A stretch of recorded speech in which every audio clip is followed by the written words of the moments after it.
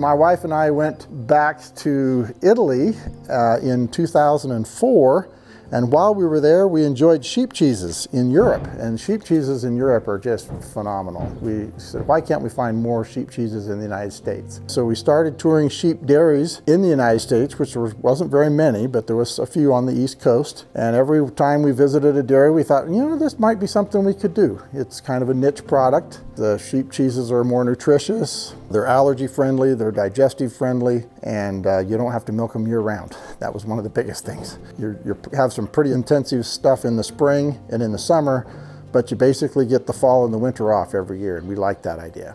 And so we just kept looking into it, and the more we looked into it, the more we thought it's something we could do to supplement our income as I was readying for retirement. And so that's basically why we're in sheep. We have 20 acres. It's divided into 8 different paddocks, pasture paddocks, and we rotate the sheep through the grazing. We graze from about the middle of May until usually about the end of October.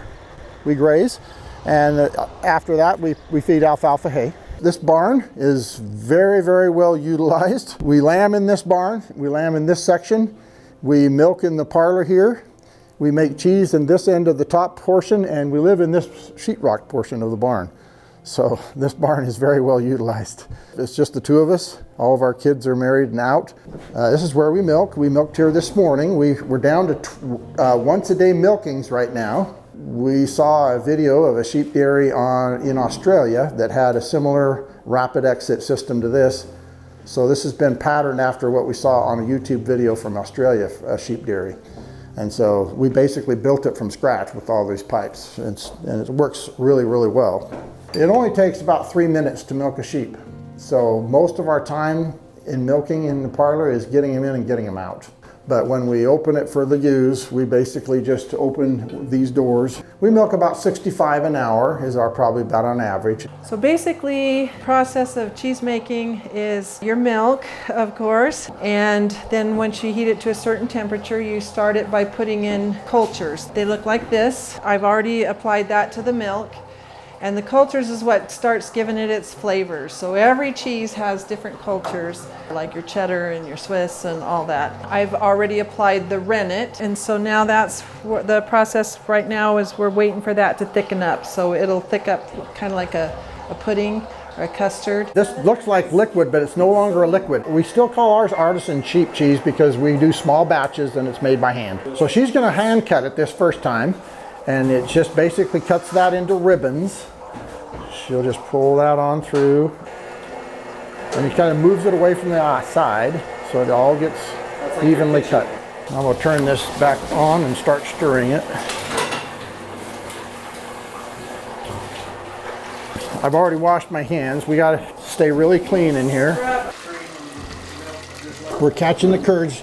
We only need to do this for a little bit till we get the screen in there.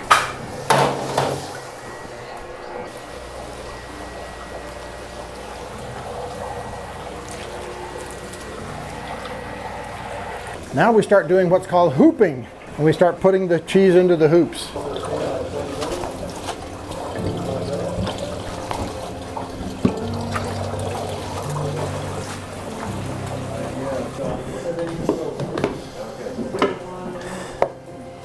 It is truly handmade cheese.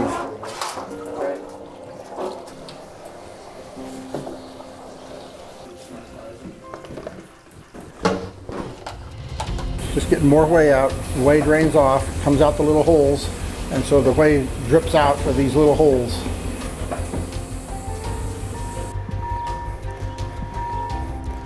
When the cheese wheels first come in here, they go in these salt brine tanks, and it floats in the salt water. And it also makes it to where the rind starts forming properly. You can see we're approaching filling all of our racks. Yeah. That's when we shut down, when our racks are full. So this is where a wheel is cut up into wedges, and this is what we package for the consumer. So this is the typical label.